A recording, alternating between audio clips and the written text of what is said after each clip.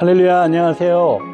오늘도 우리 나사렛 아침 묵상을 통해 함께 하시는 모든 분들을 주님의 이름으로 사랑하고 축복합니다. 저는 뉴욕 나사렛 중앙교회 김충근 목사입니다.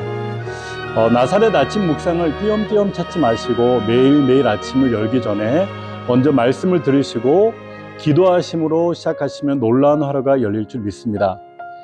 우리 교회의 피 권사님은 매일 아침을 이 나사렛 아침 묵상과 함께 기도하시고 하루를 여시는데 얼마나 놀라운 은혜가 임하는지 모르겠다라고 저에게 말씀하시더라고요. 그래서 매일매일을 통해서 아침 묵상을 하게 되시기를 바라겠습니다. 하나님을 매일매일 찾는 자는 참 이렇게 하나님께서 기뻐하시는 줄 믿습니다. 제 친한 친구 목사님이 있는데 그 친구 목사님이 한번 얘기를 하더라고요. 우리 교회 성도님들은 자신을 하나님처럼 섬긴다고 하는 거예요. 그래서 제가 깜짝 놀라가지고 아니 어떻게 목사님을 하나님으로 섬긴다고 생각하는가 이렇게 얘기를 하니까, 그래서 제가 혹시 교주되는 거 아니야? 이렇게 물어봤더니 얘기합니다.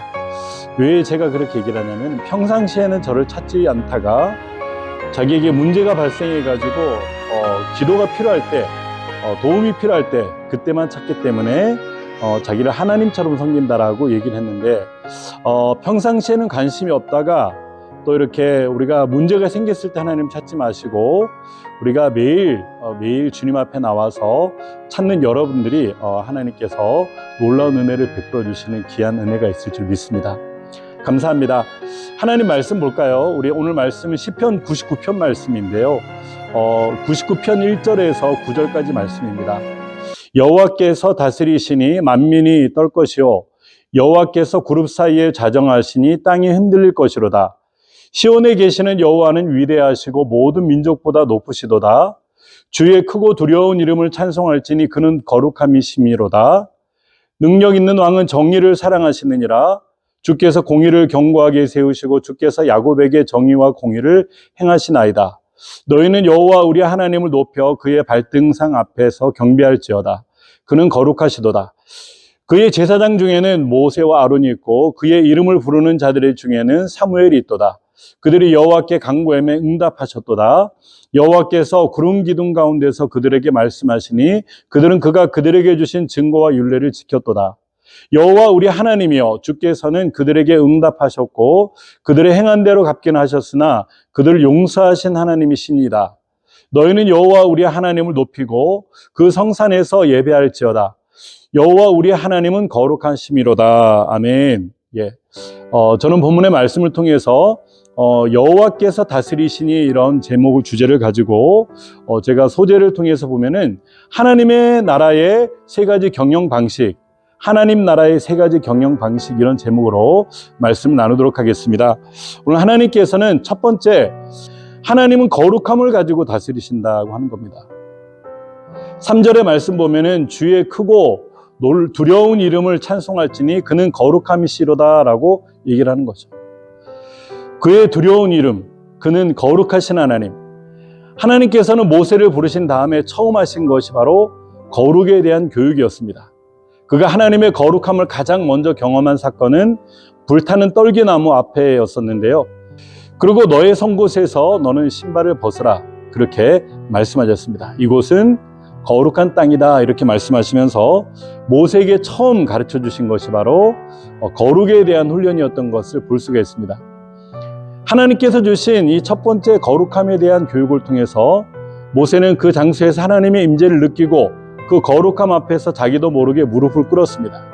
하나님은 그에게 거룩한 삶을 살기 위해 순종을 요구했고 모세는 순종의 삶을 통해 하나님을 따르며 거룩함을 실천한 인물입니다.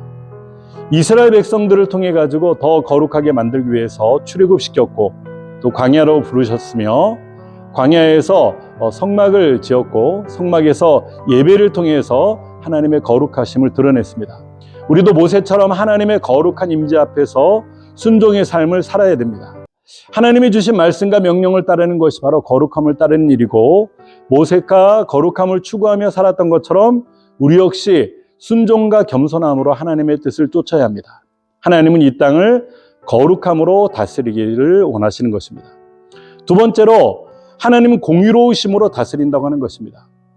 4절 말씀 보면 능력 있는 왕은 정의를 사랑하느니라.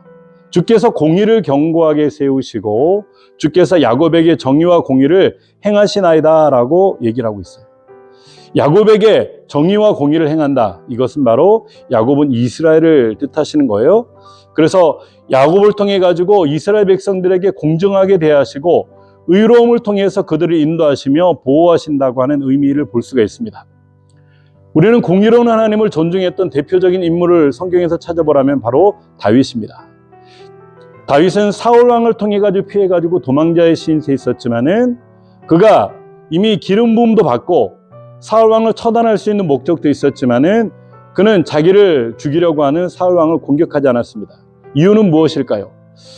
바로 기름 부은 왕을 통해서 대적하지 않겠다고 하는 다윗의 결단이 있었습니다. 나는 여호와의 기름 부음을 받은 자를 손대지 않겠습니다.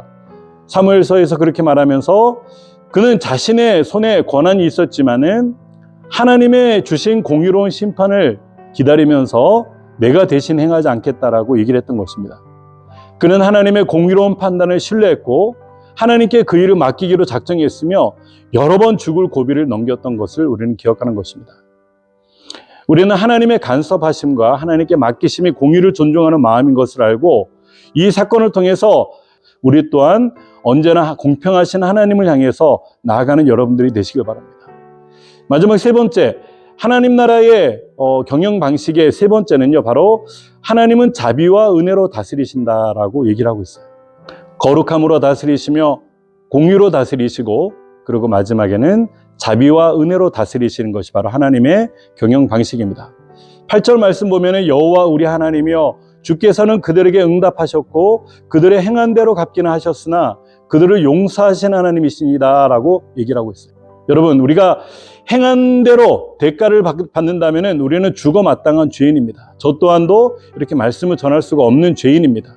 하지만 하나님의 자비하신 은혜와 사랑을 통해 가지고 우리를 용서해 주셨고 사랑해 주셨기 때문에 지금 이 자리에 설 수가 있었던 것입니다. 자비와 은혜의 극치는 독생자 예수님을 우리 가운데 보내주시고 죽기까지 사랑해 주신 그 사랑이십니다.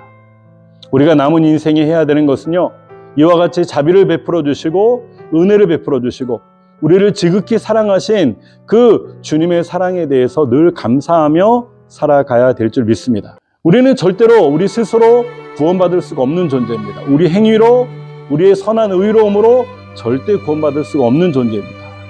우리는 오직 하나님의 은혜로 말미암아 구원받은 존재가 되는 것이죠. 예수님은 우리가 구원받을 자격이 없음에도 불구하고 그분이 대신 값을 치러 주심으로 말미암아 그 은혜로 우리를 구원하셨습니다.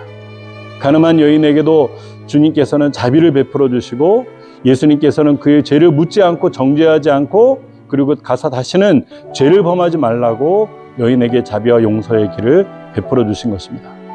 이것이 바로 하나님 나라의 경영 방식이라고 말을 할 수가 있는 것입니다. 이제 겨울입니다.